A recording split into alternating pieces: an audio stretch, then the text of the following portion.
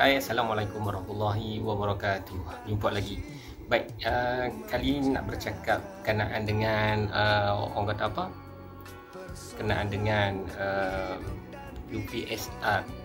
Saya menerima pertanyaan ataupun komen sebelum ni mengatakan kenapa kita tidak buat UPSR semula untuk memudahkan pemilihan kemasukan ke sekolah khusus dan juga MRSM.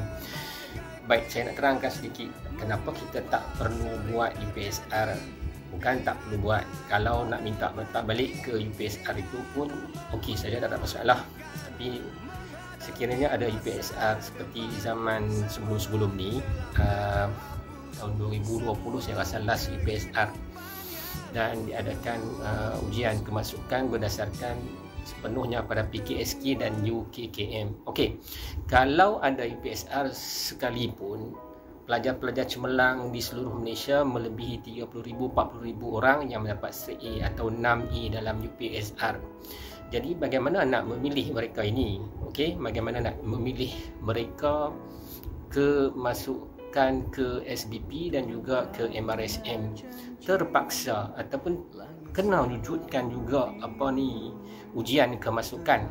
Jadi sekiranya ada UPSR semula, ujian kelayakan kemasukan tetap kena ada, sebab kelayakan nak masuk ke MRSM SBP bukan hanya untuk 6A saja, mungkin 4A 5A layak untuk memohon. Tetapi apabila mengambil ujian kelayakan kemasukan ke SBP dan juga MRSM UKKM, dekat situlah penilaian yang penentu. Kita bukan kata kita ni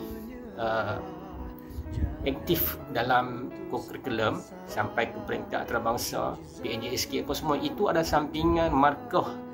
Dan saya yakin bahawa satu Malaysia, murid-murid atau pelajar-pelajar di Malaysia ini, markah PNJSK, PBD, UASA hampir sama. Penentu dia hanya dekat PKSK dan UKKM.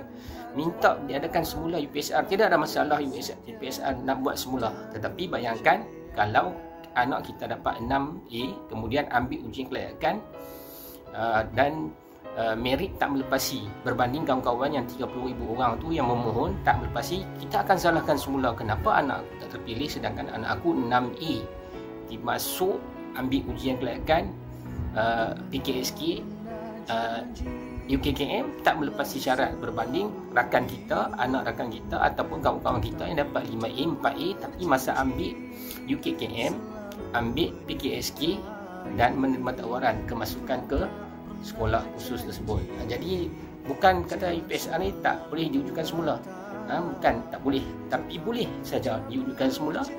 Cumanya nanti untuk masuk ke sekolah-sekolah yang macam SBP, MRSM, sekolah kawalan, dia ada satu ujian kelayakan lagi. Kadang-kadang soft skill kita untuk menjawab soalan, kadang-kadang waktu menjawab soalan itu yang dinilai. Okey, zaman dulu bolehlah UPSR 4A 5A, hanya itu saja terus dapat tawaran masuk.